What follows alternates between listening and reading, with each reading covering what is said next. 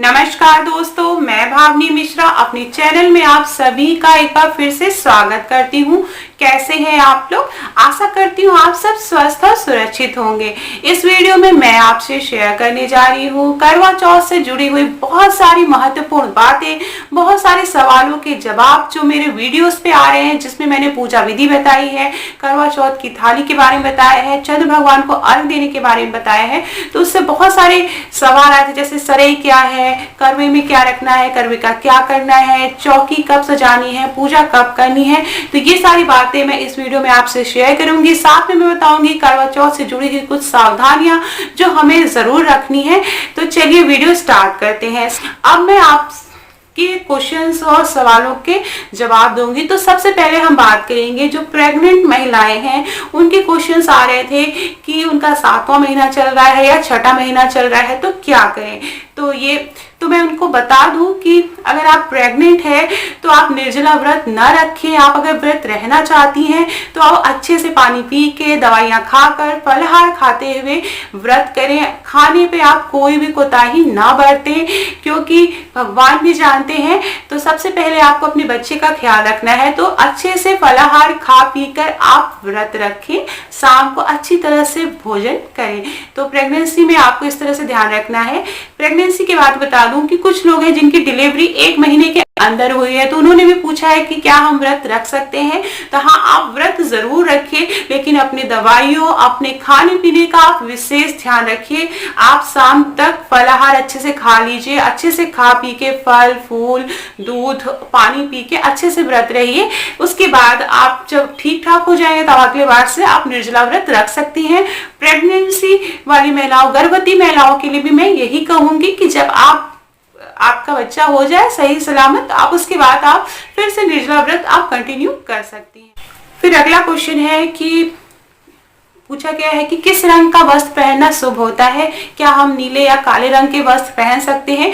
तो कोई भी, मैं आपको बता दूं, कोई भी जब हम पूजा पाठ करते हैं तो चुनरी प्रिंट की साड़ियां पहनते हैं, कलरफुल कपड़े पहनते हैं, लाल, गुलाबी, पीले, ये वस्त्र जो है वो पूजा के लिए शुभ माने जाते हैं। और आप देख सकते हैं माता रानी की भी फोटो आपने कहीं भी देखी होगी, तो उसमें वो लाल रंग के ही कपड़े पहने होती हैं। इसलिए करवा चौथ के दिन अगर आप लाल रंग, गुलाबी रंग, इस टाइप से मिले जुले कलरफुल आप कपड़े पहनते हैं तो ज्यादा शुभ होगा। वैसे भी सुहागन महिलाओं को कलरफुल कपड़े ही पहने चाहिए, खास करके अगर आप तीज त्योहार या व्रत रख रहे हैं तो। अब अगला क्वेश्चन आया है कि मलमास है तो क्या हम व्रत रह सकते हैं। इस बार मलमास है, तो मलमास, बहुत से लोग, मलमास जब होता है, इस साल मलमास बीत चुका है अभी, तो मलमास के समय जो व्रत होते हैं, आप अगर कोई व्रत पढ़ रहा है, शुरू करना है, तो आप नहीं रह सकते हैं। लेकिन मलमास बीत चुका है तो आप अगर इस बार पहला करवा चौथ व्रत रखना चाहते हैं तो आप जरूर रख सकते हैं। आप करवा चौथ का व्रत रख सकते हैं। उसके बाद पूछा गया है कि चौकी कब हटाएं। जो हमने पूजा की हुई है, जो चौथ माता की पूजा करते हैं हम चौकी पे, तो चौकी कब हटाएं। तो उसके बारे में मैं बता दूं कि चौकी जो है वो अगले दिन सुबह हटाई जाती है। सारा सामान अच्छी तरह से सब हटाया जाता है। इसका वीडियो भी मैंने बनाया है और मैं एक वीडियो और डालूंगी कल इससे रिलेटेड कि चौकी कैसे हटाएं, वहां पर सुहाग कैसे ले, प्रसाद कैसे ले, प्रसाद किसको दे। तो चौकी हटाने की सारी विधि मैं बताऊंगी। तो चौकी हटाने से ही मुझे एक बात और याद आई है कि कोई भी आप पूजा या व्रत कर रही हैं तो आप जो भी चूड़ियां नहीं पहनते हैं या जो भी अच्छे से पहनते, श्रृंगार करते हैं, तो उसे कभी भी पूजा के बाद आप तुरंत से श्रृंगार का सामान ना निकालें, चूड़ियां ना निकाल के रख दें कि कम कर ली चूड़ियां पहनी रहिए 1-2 दिन तक, फिर आप उसको आप निकाल के बदल सकते हैं। तो इस बात का ध्यान रखिए, जो भी श्रृंगार का सामान आपने पहना हुआ है वो तुरंत से ना हटाएं। जब चौकी हटाएं तो वहां से बिंदी के पत्ते में से एक बिंदी लगा लें। वहां जो आपने चूड़ियां पहनाई है उसमें से 2-2, 3-3 चूड़ियां आप अपने हाथों में प्रसाद के रूप में जरूर डाल लें। और जो भी श्रृंगार का सामान उसमें से आप कुछ प्रसाद के रूप में जरूर रखें। तो ये अगले दिन चौकी का सामान हटाना है। अब कुछ कुंवारी लड़कियों ने पूछा है कि हम व्रत कैसे रहें, पूजा कैसे करें, श्रृंगार का सामान क्या हम चढ़ा सकते हैं। तो कुंवारी लड़कियों के लिए अभी इतनी पूजा विधि नहीं, आप व्रत रह सकते हैं। और जब तारे होंगे, क्योंकि चंद्र भगवान के दर्शन करके भी आप व्रत तोड़ सकते हैं, लेकिन वो जो विधि है चंदी में चांद देखना, आप शिव परिवार की पूजा कर सकते हैं। पूजा करिए, चंद्र भगवान को आप अर्घ्य भी दे सकते हैं। तो तारों की छांव में आप व्रत तोड़ सकते हैं, लेकिन वो चल्ली में चांद देखना, क्योंकि आपकी भी शादी नहीं हुई है तो चल्ली में चांद देखने की प्रथा आपको नहीं फॉलो करनी है। अब कुछ लोगों ने पूछा है कि करवे का क्या करना है। जो हम करवा मिट्टी का करवा या पीतल का करवा, तो पीतल का करवा तो हम हर साल वही करवा यूज करते हैं, लेकिन जो मिट्टी का करवा है वो हर साल बदलना रहता है। तो जो पुराना मिट्टी का करवा है, जैसे आपने जो करवा का पूजा कर लिया, तो जो मिट्टी का करवा है उसमें आप थोड़ा सा अन्न भर के आप कहीं पे भी रसोई में साफ सुथरी जगह बहुत संभाल के रख ले, करवा टूटने ना पाए, आपको ऐसी जगह रखना है। तो इससे ऐसा माना जाता है कि माँ अन्नपूर्णा का वास रहता है। इसी तरह जब करवा 1 साल पुराना हो जाए, जैसे हमने उसमें फिर नया करवा आ गया, फिर उसे हमें रखना है, तो पुराने करवे को आप अपने गार्डन में या कहीं गमले में आप कुछ पेड़ पौधे लगा के आप उसको यूज कर सकते हैं। फिर कुछ लोगों ने पूछा है कि बाया की थाली जो है या सुहाग की थाली किसे दें। तो सुहाग की थाली सबसे पहले किसको दी जाती है? सासू माँ को दी जाती है। तो बाया की थाली या सुहाग की थाली अपनी सासू माँ को देनी चाहिए। अब बहुत से लोग जो है बाहर रहते हैं जिनकी सासू माँ नहीं रहती हैं, तो उन्होंने पूछा है कि किसको दे। तो आप अगर अलग से निकाल के रख लीजिए, आपको जब आप उनसे मिले तब आप उनको वो थाली, बाया की थाली या सुहाग की थाली दे सकते हैं। उनमें से बहुत से लोगों ने पूछा है कि हमारे फादर इन लॉ नहीं है तो हम अपने सासू माँ को क्या श्रृंगार का सामान दे सकते हैं। तो श्रृंगार का जो सामान है वो तो सुहागिन महिला को ही दिया जाता है, लेकिन आप अपने सासू माँ को जरूर कुछ दीजिए। आप एक पैसा निकाल के दे दीजिए, आप उनके लिए साड़ी ला के दे दीजिए, तो उनको आप ऐसे दे सकते हैं, या एक अमाउंट जो भी आप 1000, 2000, 3000 आप अलग से निकाल के उनको दे सकते हैं। और जो श्रृंगार का सामान है वो आप अपने किसी भी, आप कोई भी बड़ा है छोटा है जो सुहागिन है, आप उसको श्रृंगार का सामान दे सकते हैं। अगर आपके फादर इन लॉ नहीं है, आप अपने सासू माँ को नहीं दे पा रहे हैं। उनमें से एक किसी ने पूछा है कि मेरी मम्मी करवा चौथ पे आने वाली है, तो क्या हम उनको दे सकते हैं? तो हाँ, आप दे सकते हैं। आप किसी भी सुहागिन महिला को आप श्रृंगार का सामान या सुहाग की थाली दे सकते हैं, लेकिन जो सबसे पहला हक है वो आपकी सासू माँ का होता है, फिर ननद का होता है, फिर आप चाची मामी किसी को भी दे सकते हैं।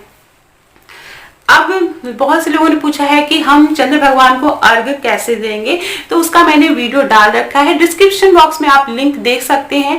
डिस्क्रिप्शन बॉक्स में मैं सारे पूजा विधि, पूजा की थाली और पूजा का सामग्री के अलग अलग वीडियो बना रखे हैं, आप वहां से देख सकते हैं।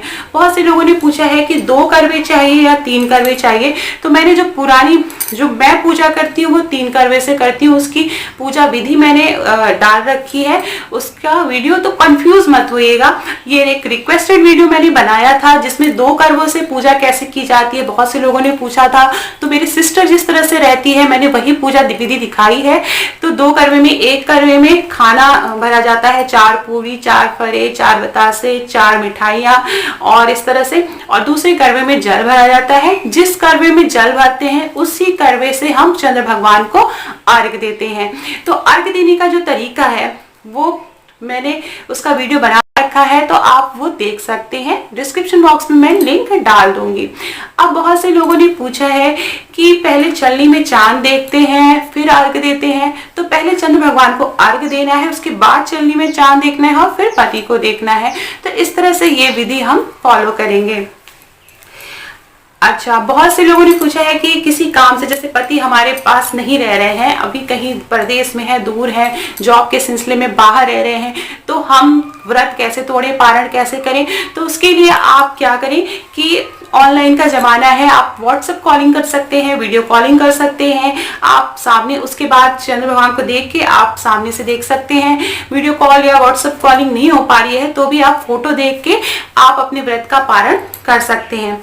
अब बहुत से ने पूछा है कि सपोज कि बादल है, चंद्र भगवान दर्शन नहीं दे पा रहे हैं, तो हम व्रत का पारण कैसे करें।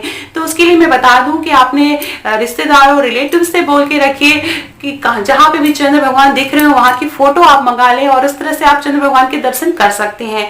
दूसरा तरीका ये है कि चावल से एक थाली में चांद बनाकर उसे हम चलनी में देख के फिर पति को देखें, तो ये भी एक तरीका है। उसकी पूजा विधि भी मैंने बना रखी है, वीडियो मैं डिस्क्रिप्शन बॉक्स में डाल दूंगी, चंद्र पूजन विधि, तो आप उससे भी वीडियो देख के आप पूजा कर सकते हैं।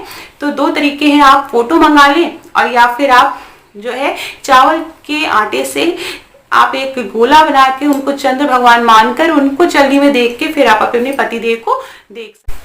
बहुत से लोगों ने पूछा है कि सरई क्या होती है, सरई क्या जरूरी है। तो मैं बता दूं कि इधर हमारे यूपी में सरई का विशेष महत्व माना जाता है। ये एक तरह की कुशा होती है जो आप अगर यूपी में रह रहे होंगे तो आप साइड में सड़क के किनारों पे आप देख सकते हैं। लेकिन जहाँ पे सरई नहीं मिल रही है तो कोई बात नहीं, वैसे भी मैं सारी वीडियो में बताती हूँ कि एक विधि होती है पूजा की, लेकिन उसमें से अगर कोई सामग्री नहीं मिल पा रही है आपको पूजा की तो कोई बात नहीं, आप ऐसे ही जो भी आपके पास संभव हो सके, जो भी आपकी यथाशक्ति हो, जो भी आप जुटा पाए, आप उसी में सच्चे मन से पूजा करें। क्योंकि करवा चौथ माता भगवान शिव माता पार्वती जो है वो श्रद्धा देखते हैं। पूजा की विधि तो है, लेकिन अगर आपको कोई सामान नहीं मिल पा रहा है तो आप उसके लिए जरा भी परेशान मत हो। आप एकदम सच्चे मन से पूजा कर लीजिए और चंद्र भगवान के दर्शन करिए। अब बहुत से लोगों ने पूछा है कि चावल के लड्डू अगर हम ना बना पाए या फरा ना बना पाए, पूड़ी ना बना पाए, बहुत सारा सामान जो होता है यूपी में बनाया जाता है, कढ़ी, चावल, बड़ा, फरा, बहुत सारी खीर, तो ये सारी चीजें ना बना पाए तो कोई बात नहीं, सच्चे मन से आप कोई भी एक प्रसाद भोग आप बना सकते हैं अपने हाथों से चढ़ाने के लिए, वही काफी है। तो जो भी आप जितनी आपकी शक्ति हो उसके हिसाब से आप व्रत रखिए और पूजा पाठ करिए। तो सरई अगर नहीं मिल पा रही है तो कोई बात नहीं। बहुत से लोगों ने पूछा है कि क्या करवा में सरई क्या सीख होती है, तो नहीं, वो अलग टाइप की एक कुशा होती है और वही लगाई जाती है। अगर वो नहीं मिल पा रही है तो आप बिना लगाए आप आराम से पूजा कर सकते हैं, इसमें कोई भी परेशानी वाली बात नहीं है। अब बहुत से लोगों ने पूछा है कि प्रसाद कब खाएं, कौन कौन खाए। जो करवे में प्रसाद रखा है, जो आपने पूरी रखी है, वो अगले दिन सुबह आपको खाना है और उसके बाद आपको अपने पति को खिलाना है। जो आप खाना बनाकर आप भोग लगाते हैं वो खाना तो शाम को ही पूजा के बाद आपको घर के सभी सदस्यों को, बड़े बुजुर्गों को पहले खिला के फिर आपको खाना खाना रहता है। आपने पारण कर लिया पानी पी के, लेकिन उसके बाद खाना आप सभी बड़े बुजुर्गों को खिलाया जाता है। हमारे यहाँ तो एक पूरी खाने की थाली आप किसी धोबी को दी जाती है, तो ऐसी भी प्रथा है यहाँ पर बहुत सी जगह। तो खाना आप बड़े बुजुर्गों को जरूर खिलाएं। और एक चीज मैं हमेशा अपनी वीडियो में बताती हूँ कि पूजा के बाद अपने बड़ों का आशीर्वाद जरूर लें, क्योंकि जो सच्चे मन से जो आशीर्वाद लगता है ना वो बहुत ही फलदायी होता है। तो घर में जो भी बड़े बुजुर्ग हैं आप उनका आशीर्वाद लें। आपके आस पड़ोस में अगर कोई बड़े बुजुर्ग आपको दिखते हैं तो आप उनका आशीर्वाद लेने जरूर जाएं। घर में कोई नहीं है तो आप फोन करके, वीडियो कॉल करके आपके जो भी बड़े हैं घर के उनका आशीर्वाद जरूर लीजिए। किसी भी तीज त्योहार व्रत में आशीर्वाद का अपना एक महत्व है। अब मैं कुछ लोगों ने पूछा है कि पीरियड्स के बारे में बहुत सारे क्वेश्चंस आ रहे थे कि पीरियड्स आ जाए तो व्रत रहें कि ना रहें, या पीरियड्स में हम पूजा कैसे करें, या पीरियड्स के कितने दिन बाद हम पूजा कर सकते हैं। तो मैं बता दूं 5वें दिन आप अच्छे से बाल और धो के आप पूजा कर सकते हैं। उसके पहले आप पूजा नहीं करें। अगर आपका 2-3 दिन ही हुआ है तो आप जो है व्रत तो रख सकते हैं, व्रत के लिए कोई मनाही नहीं है। व्रत आप निर्जला भी रख सकते हैं। बस ये है कि जो पूजा है वो आप अपने हस्बैंड से करा लें, आप विधि बताते जाएं, वो पूजा कर सकते हैं। अगर नहीं कर पा रहे हैं तो भी कोई बात नहीं, आप चंद्र भगवान को हाथ जोड़ के अपने व्रत का पारण कर सकते हैं। अगर आपके हस्बैंड आपका साथ देते हैं, अगर वो पूजा करवा पाते हैं तो आप उनसे पूजा करवा लें विधि विधान से। तो ये तरीका है। पीरियड्स आ जाए 5वें दिन आप अच्छी तरह से बाल धो के, अगर आपको लगता है आप स्वच्छ हैं तो तुरंत बाल धोने के बाद आप अपनी पूजा कर सकते हैं। तो पीरियड्स में ये आप कर सकते हैं इस तरह से पूजा। अब बहुत से लोगों ने पूछा है अर्घ्य कैसे दी, तो ऐसा मैंने बता दिया है कि इसका वीडियो मैंने बताया है। फिर भी आप सरई, बालों की एक लट लेके सरई लेते हुए 4 बार जो है हमको अर्घ्य देना रहता है। इसी तरह लोगों ने पूछा है, बहुत से लोगों ने, कि करवा फेरते कैसे हैं और करवा कितने बार फेरा जाता है। तो अलग अलग जगहों पर अलग अलग प्रथाएं हैं, तो आप अपने बड़े बुजुर्गों से एक बार जरूर पूछ लें कि कितने बार फेरना है। मैं तो सिर्फ एक बार करवा फेरती हूँ, दाहिने से बाएं और बाएं से दाहिने तरफ करवा फेर देती हूँ। बहुत सी जगह 4 बार करवा फेरा जाता है और बहुत सी जगह 7 बार करवा फेरा जाता है। तो आप अपने बड़े बुजुर्गों से पूछ लें कि कितने बार करवा वहां पे फेरा जाता है, तो उसके हिसाब से आप करवा फेर सकते हैं।